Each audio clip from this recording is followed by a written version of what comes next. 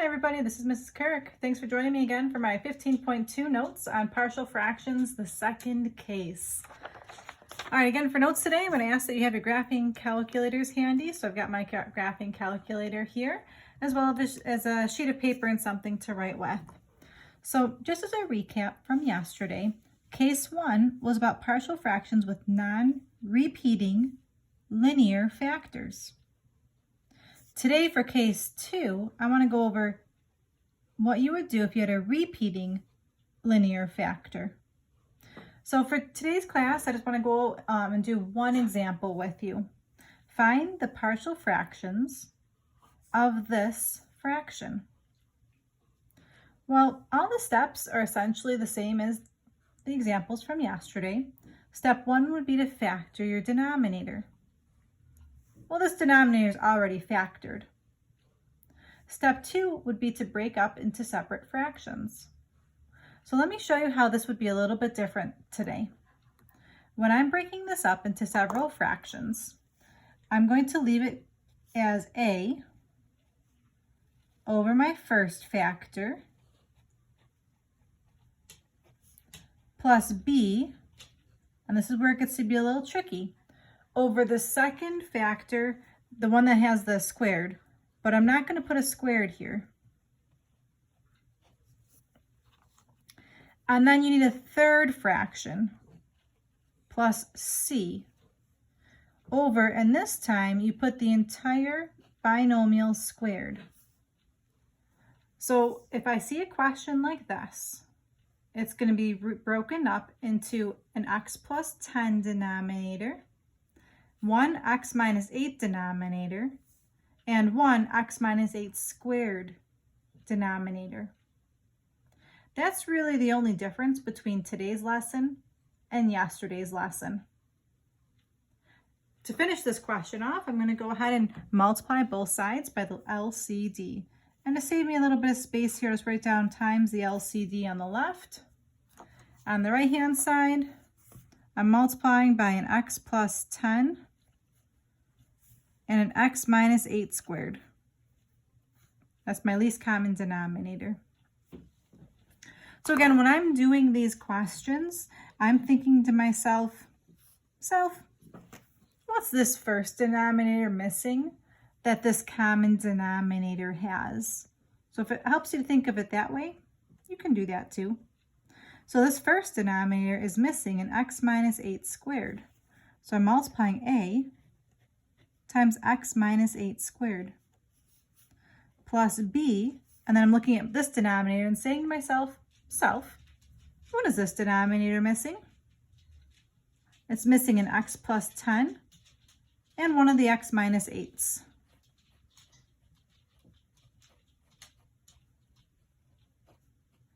And then my last piece, what's that denominator missing? It's missing an x plus 10. And then from here, it's all the same steps as what you did yesterday. So I'm going to go ahead and FOIL this out. We're going to be using our exemplary algebra skills to work on this.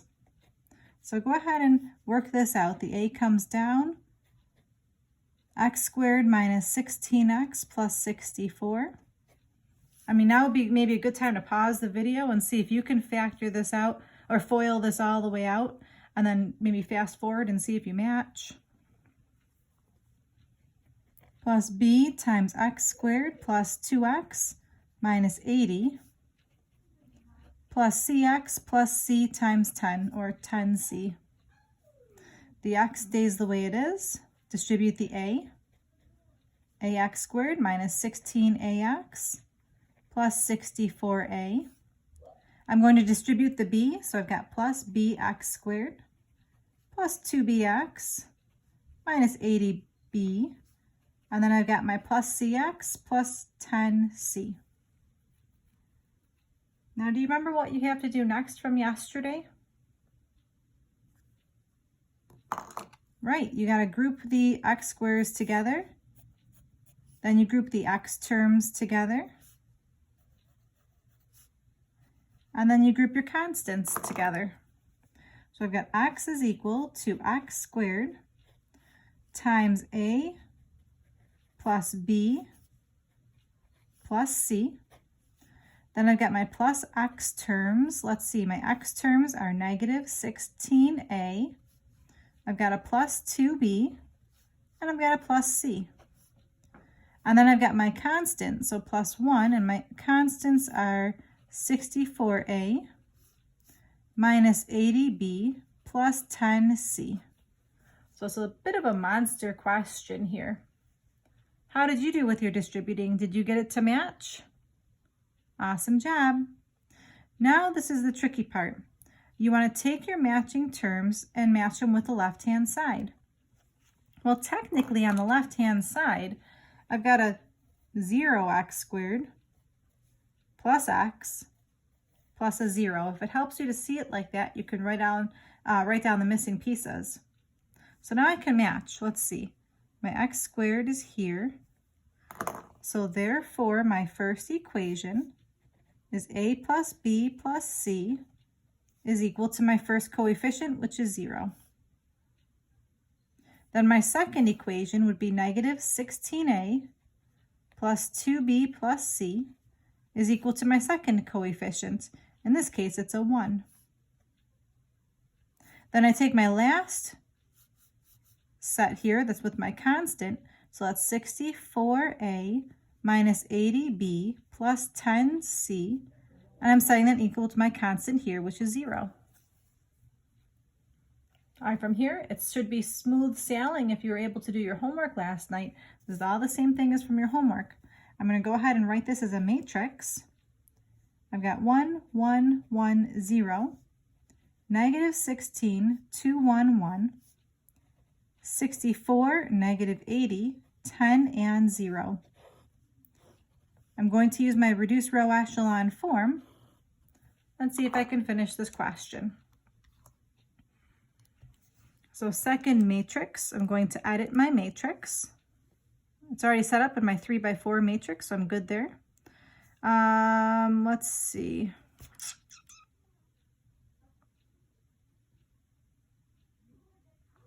Okay, we're going to type in what I've got here. I'm just doing a quick double check. The matrix that I have on my calculator, I thought I had just worked this question out, and I had a 1, 1, 0. So I'm just doing a quick check here, and I am noticing here for x squared, I do have a c in my problem, and this is where it would be helpful if you guys were in my class right now, but it's a good thing I worked this out ahead of time. I just noticed here that I made a mistake. I have an ax squared, a bx squared. I don't have any cx's at all, cx squares at all. So I'm going to cross off this plus c. And perhaps you caught that early on. So I'm going to cross off this plus c. So that means this should be a 0 here. Okay, so hopefully you guys were able to catch that on your own when you're working. And it's a good thing I had worked this out earlier just to make sure I did catch that mistake. So I've got my matrix typed in. And I'm going to go back to my second matrix, math, reduce row echelon form, second matrix, matrix A. And I know my answers are going to be fractions, so I'm just going to put math fraction all in one step here, so it just is on my home screen for me. And I got these really ridiculous looking fractions here, but that's going to be okay. I did check it out to make sure it did match. So I've got 1, 0, 0, negative 5 over 162, 0, 1, 0, positive 5 over 162, and then 0, 0, 1, and then 4/9. So what did we just figure out? Again, this is going to be my A, my B, and my C. I'm going to rewrite my final answer now.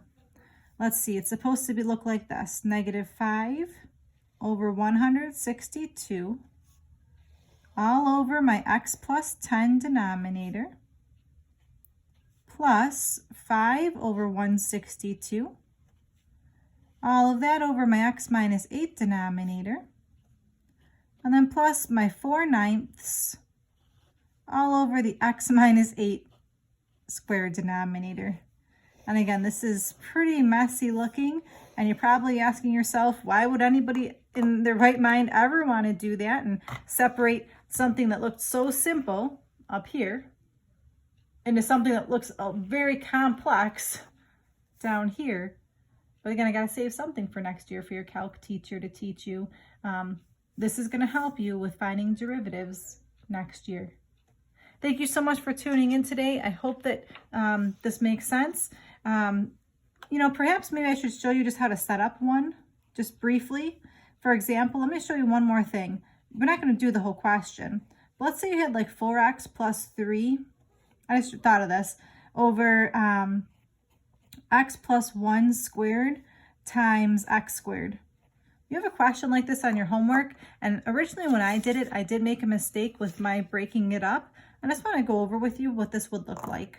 So again, I'm not going to do the whole question, but if you're going to break it up, it would break into a times x plus 1 plus b times x plus 1 squared plus c over, I'm sorry, when I say times, over, c over x plus d over x squared. If you see multiple things being squared, you're going to need to simplify it and square it, simplify it and square it. So I just want to keep that in mind when you're doing your homework tonight. All right, boys and girls, thank you so much for tuning in again. I really appreciate your focus, especially getting so close to the end of the year. I hope that you're finding that these videos are useful and maybe take some of the monotony out of the day. I don't know.